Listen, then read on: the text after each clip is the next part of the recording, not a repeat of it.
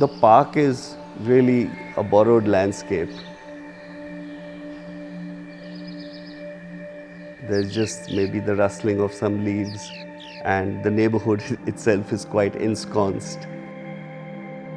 The way it's kind of planned, it just brings in a public space into the house with a very, very soft threshold. I think wonderful symbiosis between the park and the house and the park. The very fact that every room opens up into these beautiful trees surrounding just brings joy and cheer.